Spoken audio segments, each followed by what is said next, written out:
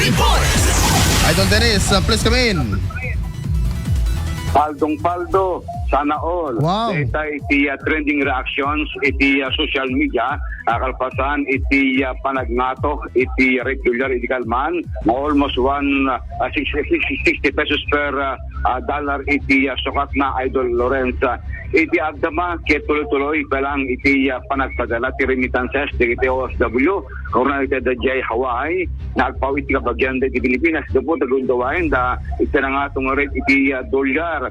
Iti agdama, ti anay padala Idol Lawrence, dati rate ti dolyar, manipod iti Hawaii, let's say dati kung 3,000, yan dati resibo na Idol Lawrence, sa adro iti ng bundaway, iti kalman, kinangato, dati rate ti dolyar, Idol Lawrence, iti Hawaii, pas kumaya iti 3,400 US dollars, di pagkidaran na 202,402 pesos only iti rate na Idol Lawrence.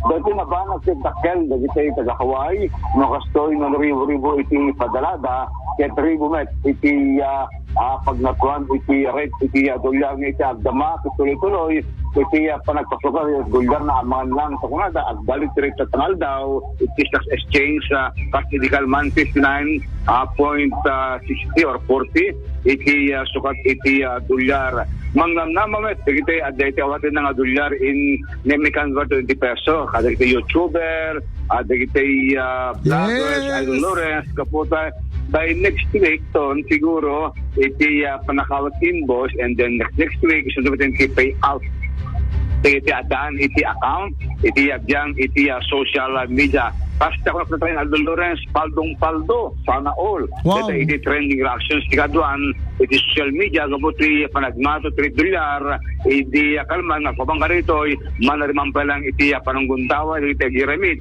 So nga sika Meta, sika Google Wow. AdSense, alis ko nyo natin tagpaw agreement kiti bang bangko, na maguntawayan pa lang tinangatong $3, kadig ito naguntawa. Ngayon ko na damit, Idol Lawrence, no, agragsak dito mga $1, ang kabalabag na kahit nangasawan nababat ekonomiya iti pagilantay at Pilipinas mapektaran pa nukuan iti dumapay ng produkto nagaangkat babayan iti US dollars iti balasyo tao parbareng iti kastaget agsardingen dati gubat iti Middle East sakit ang sugyun dumatlaeng iti normal na ekonomiya iti darangolubong agraman iti pagilian nga Pilipinas sana all makausulyar iti rayto nga aldaw. Idol Dennis Alipio, Tatak, IFM.